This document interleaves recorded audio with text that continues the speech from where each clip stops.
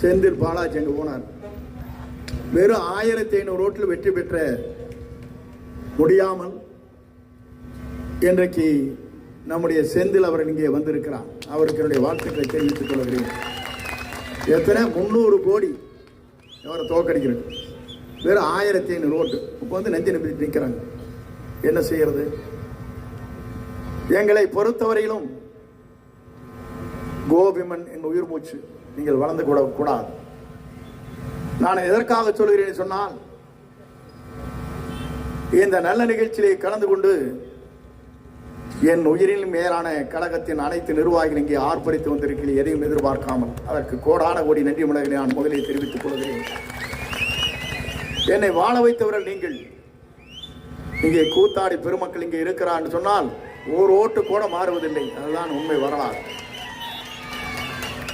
அங்க இருக்கிற 700 சில்லறை ஓட்டுல ஒரு ஓட்டு கூட மாறி போட மாட்டாங்க. போலினா 1000 ரூபாய் பெனால்டி. எங்கேயாச்சும் உண்டா உலகத்துல? அப்படிப்பட்ட மக்கள் நிறைந்திருக்கிற தொகுதி தான் கோபி சட்டமன்ற தொகுதி. இங்கே சில பேர் பேசுகிற போது சொன்னார்கள், பெரியார் வழியில், அண்ணா வழியில் புரட்சி தலைவரோடு நான் பயணத்தை மேற்கொண்டேன்.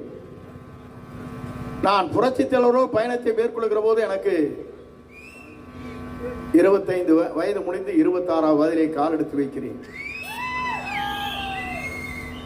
அன்றைக்கு அவரிடத்திலே சொல்லுகிற போது நான் சொன்னேன், சத்தியமாத்து கொடுத்துருக்கீங்க, என்னென்ன பண்றதுன்னு. நீங்க போங்க, எம்ஜிஆர் மட்டும் சொல்லுங்க, நீங்க ஜெயிச்சுட்டு கோட்டைக்கு வந்துருவீங்க. அப்படிப்பட்ட தலைவரோடு நான் பழகியவன்.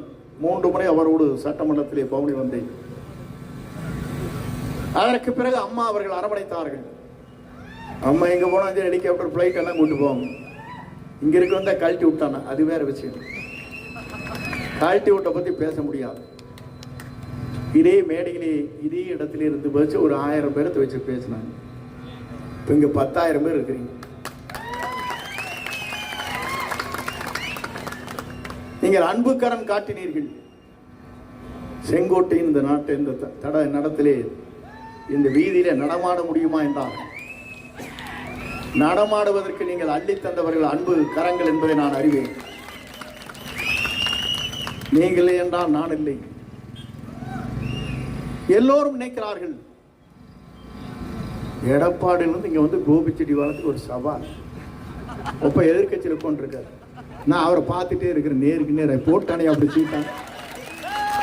கொடுமையிலையும் கொடுமை, இந்த கொடுமையும் பார்க்க வேண்டியிருக்கு அவருக்கு. நேரே ஆனா கொஞ்சம் தலைகளே அலைகளும் போட்டு பார்க்க மாட்டார். நேரே பார்க்குற மாதிரி போட்டார். அவர் இப்படியே பார்த்துருக்காரு. நேரா நீ பார்க்கறதுக்கு அவர் கஷ்டம்.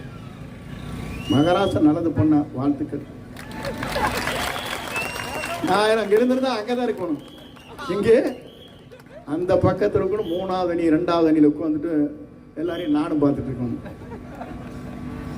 எங்கே வர வேண்டும், எப்போது வர வேண்டும் என்பது எனக்கு தெரியும். அவர்களுக்கு புரியாது. யார் வெற்றி பெறுவார் என்பது என்னால் கணிக்க முடியும். தமிழக வெற்றி கழகத்துடைய தலைவரோடு நான் இணைந்தேன். அவர் என்னை இணைகிற போது சொன்னார், இங்க இருக்கிற சத்யபாமா அப்படித்தான், தமிழ்ச்செல்வி அப்படித்தான், நம்முடைய பிரதீப் குமாரும் அப்படித்தான். இந்த பக்கம் எல்லாம் வந்து ஒரு சைடா இங்கே ஒரு முன்னால் வந்து கூட்டத்துக்குள்ள எல்லாம் இந்த பக்கம் வந்துடும். அந்த பக்கம் ரூட்டை விட்டுருங்க ஃப்ரீயா. எல்லாம் இந்த பக்கம் வந்துருங்க. நம்ம ஜாயின் ஆகிற மாதிரி சேர்ந்தாரு. இத்தனை வருஷம் கழிச்சுனாங்க. எனக்கு தெரியும் எங்க சேர்ந்தா எங்க வெற்றி பெற முடியும். எனக்கு தெரியும். இவர்களுக்கு புரியவில்லை. அதுதான் வேதனை. நான் அடுத்தது முதலமைச்சர் எப்படி ஆகிறது? ஒரு தடவையாவது நீங்க முதலமைச்சருக்கு போட்டி ஜெயிச்சிருக்கீங்களா? அம்மா இறந்தாங்க, அதில் வச்சு வண்டி ஓட்டிட்டு போயிட்டீங்க. ஒரு 400 கோடி கொடுத்துட்டு நடக்குமா? நான் கேட்கிறேன், என்றைக்கும் நீங்கள் 11 முறை தோல்வியை தெளிவதற்கு பிறகு தமிழ்நாட்டில் உங்களுடைய இயக்கம், நான் சொல்லவில்லை, அண்ணா திமுக பூஜ்ஜியம் ஆகி கொண்டிருக்கிறது சொல்லியிருக்கிறாங்க. பின்னால்தான் அவருக்கு பின்னால்தான் உட்கார்ந்துட்டு இருக்காரு. நான் சொல்ல மாட்டேன். ஏன்? புரட்சி தலைவர் நிமிர்ந்தார். 13 ஆண்டு காலம் யாராலும் வீழ்த்த முடியவில்லை. திராவிட முன்னேற்ற கழகம் திணறி போய்விட்டார்கள். என்ன செய்வது என்று தெரியாமல் மறைந்ததற்கு பிறகுதான் உள்ளே நுழைந்தார்கள். புரட்சி தலைவர் அம்மா இருக்கும் வரை எவராலும் வெல்ல முடியவில்லை. அதுதான் வரலாறு. நீங்க சொல்றாங்க 6 மாசம் கூட இந்த கட்சி தாங்குமாங்கிறான். நான் சொல்றேன், நம்முடைய தமிழக வெற்றி கழகத்துடைய தலைவர் ஜோசப் விஜய் இருக்கும் வரை அவர்தான் தமிழ்நாட்டின் நிரந்தர முதலமைச்சர். யாராலும் மாற்றப்பட முடியாது. எல்லாரையும் பர்ச்சேஸ் பண்ணிடுவாங்கிறான். இது என்ன ஆடா மாடா பர்ச்சேஸ் பண்றதுக்கு எம்எல்ஏக்களை அந்த பக்கம் இருந்து வராத பார்த்துக்குங்க. அவ்வளவுதான் எங்களுடைய வேண்டுகோளே. அதுதான். நீங்க அதை கவனிச்சா போதும். கார் கொடுக்கறன்னு சொன்னது எல்லாருக்கும் பெரும்பாலான மகிழ்ச்சி அடைந்தார். ஏனென்றால் வாகனங்கள் தேவை. தமிழக அரசு போட்டு போனா நல்லா இருக்கு. இப்ப எந்த கார் எங்க வருதுன்னு தெரியல, லைட் இருந்தா தான் தெரியுது. தமிழக அரசு ஒரு காரை போட்டு தருகிறேன் என்று சொன்ன மனிதநேய மிக்க தலைவர் நம்முடைய தமிழக வெற்றி கழகத்துடைய தலைவர் தளபதி. இவன் வேண்டாம் கம்முடு வீட்லயே சொல்லிட வேண்டியதானே ஒரு அறிக்கையை. எங்க அப்பா வேண்டாங்கிறாரு, அவன் அவரே அறிக்கை போறதுட்டு போட்டு சட்டமன்றத்தில் வந்து நாங்கள் வாகனத்தை வாங்க மாட்டோம். நீ எதுக்கப்பா வாங்குற? 2.5 கோடியில் வர்றவன் 2.5 கோடி காரில் வரவன் நம்ம 30 லட்ச ரூபா காரில் போறதுக்கு சம்மந்தம் இருக்கா? அட நீங்க வாங்கலைன்னா பரவாயில்ல, திமுக காரன் பின்னால எனக்கு பின்னால எங்க தலைவன் இருக்கானே, எங்களுக்கு வேற வண்டிக்கு எடுத்து போட்டானே. நான் ஏன்னா எல்லாரும் வாகனம் வேண்டும் என்று விரும்புவது வழக்கம். அது தமிழக அரசு போட்டு போனா எப்படி இருக்கு? நீங்க 5 கோடியில் போங்க, 4 கோடியில் போங்க, 2.5 கோடியில் போங்க. ஆகவேதான் தமிழக அரசு என்ற ஒரு வாகனத்தை நான் வழங்குகிறேன் சொன்ன தலைவர் நம்முடைய தமிழக வெற்றி கழகத்துடைய தலைவர் தளபதி அவர்கள். எல்லோரும் நினைச்சாங்க இந்த இயக்கம் என்ன செய்ய போகிறது என்று நினைத்தார். இந்த இயக்கத்தை வாழ வைத்துக் கொண்டிருக்கிற தமிழக வெற்றி கழகத்துடைய தலைவர் முதலே 3 கோப்பிலே கையொப்பமிட்டார். ஒன்று, மதுக்கடைகளே எங்கெங்கே பேருந்துகள் இருக்கிறதோ, எங்கே ஆலயங்கள் இருக்கிறதோ, பள்ளிகள் இருக்கிறதோ அத்தனை இடங்களும் அப்புறப்படுத்துவேன். 717 இடங்களை அப்புறப்படுத்திட்டார்.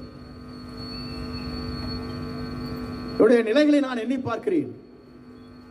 அதற்கு பிறகு தாய் மாமன் தங்க மோதிரம். கவர்மெண்ட் ஹாஸ்பிட்டல் எத்தனை ஏழை படிச்சிருக்கு. அந்த குழந்தைக்கு வந்து டெலிவரி ஆனது அப்படியே சிரிச்சுட்டு இருக்கு. அது கையில் கொண்டு போய் மோதிரத்தை போட்டால் அந்த அம்மா எப்படி மகிழ்ச்சி அடைகிறீங்க பாருங்க. இந்த சிந்தனை நம்முடைய தமிழக வெற்றி கழகத்துடைய தலைவர் தளபதியை தவிர யாருக்கும் இல்லை. அந்த குழந்தை சிரிக்கு இந்த அம்மா அப்படியே மகிழ்ச்சி அடைவாங்க. மாமன் கூட ஒரு ட்ரெஸ் வாங்கிட்டு வர மாட்டான். தங்க மோதிரத்தையே போடுகிற ஒரு தமிழ்நாட்டுடைய தங்க தலைவன் நம்முடைய தமிழக வெற்றி கழகத்துடைய தலைவர் என்பதை நினைப்பார்கள் நினைக்க மாட்டாங்க. எனக்கு சத்யபாமனா பேச சொல்லணும்னு ஆசை, தமிழ் செல்வியும் பேச சொல்லணும்னு ஆசை. மலைகளை வந்துருவோன்னு பயம். அவங்க 2 பேரும் சொல்லிட்டாங்க, நீங்க பேசிருக்க சித்த மலைகளை வந்துட்டு இத்தனை கூட்டத்தை எப்போ பார்க்கறதுன்றாங்க. ஏன் இதை சொல்லுகிறேன்னு சொன்னால், அழகிரன வருகிற கூட்டம் அவரோட போர்வதில் நான் பார்க்கிறேன். எல்லோரும் சொன்னார்கள், அவருடைய ஆட்சி நிலைகளை பற்றி சொன்னார்கள். முதலனை கொண்டு வந்தார் கவர்னர். முதலனைக்கு பேசாத முதலமைச்சர் பேச வேண்டும். ஆளுநரில் அவர் பேசினார் எல்லாம் இந்த தலைதறிக்கு ஓடியே போயிட்டான். பேசினா என்ன சிக்கல்னு அவளுக்கு தெரியும். பேசாத ஒரு முதலமைச்சர் ஒவ்வொருத்தரும் அட்டையை பிடிச்சிட்டு அப்படி குத்திட்டு வந்துட்டானு நெஞ்ச நிமித்திட்டு அவர் பேச ஆரம்பிச்சார் பாருங்க. இங்க இருக்கிற மக்கள் வரி பணத்தை 1 ரூபாய் கூட எடுக்க மாட்டேன், எடுக்க விட மாட்டேன், எடுத்தவர்களையும் விட மாட்டேன் சொன்னார். ஓடியே போயிட்டாங்க. இதுதான் நடந்தது. அவர் பேச ஆரம்பிச்சா என்ன ஆகுது நம்மளுக்கு தெரியும். இடி மெல்லன் மழையை போல பொழிறாரு. கம்முன்னு அமைதியை கேட்டே இருப்பார். நானும் பார்ப்பேன். நான் இதுவரைக்கும் யாரையும் பார்த்ததில்லை. நான் புரட்சி தலைவர் அம்மாவோடு பயணத்தை மேற்கொண்டேன், எல்லாம் பார்த்துட்டேன். கோட் சூட் போட்டு வந்திருக்கிற ஒரு முதலமைச்சர் இன்னைக்கு பார்க்கிறேன். அப்படி வர்றாரு பாருங்க, அப்படியே ட்ரிம்னு. நானே கொஞ்ச நேரம் அவர் முகத்தை பார்த்துட்டுக்கலாம் எனக்கு ஒரு ஆசை. உங்களுக்கு எத்தனை ஆசை இருக்கு பாருங்க. எல்லாரும் அவரை பார்க்கலாம் நிறைய நினைக்கிறீங்க. கோடிக்கணக்கான மக்கள் நினைக்கிறார்கள். ஆனால் நேரம் தான் அவருக்கு இல்லை. இன்னும் பார்க்க தருவார். அப்படிப்பட்ட அன்பை செலுத்தக்கூடியவர், கூர்மையான அறிவு ஆற்றலை படைத்தவர். எல்லாம் சொன்னாங்க. திரைப்படத்தில் தான் நடிச்சானாங்க. திரைப்படத்தில் உச்சகட்டத்திலே யாரும் வீழ்த்த முடியாத இடத்தை பெற்றுவிட்டு இன்றைக்கு தமிழ்நாட்டில் முதலிடத்தை பெற்று என்றைக்கும் தமிழ்நாட்டுடைய முதலமைச்சர்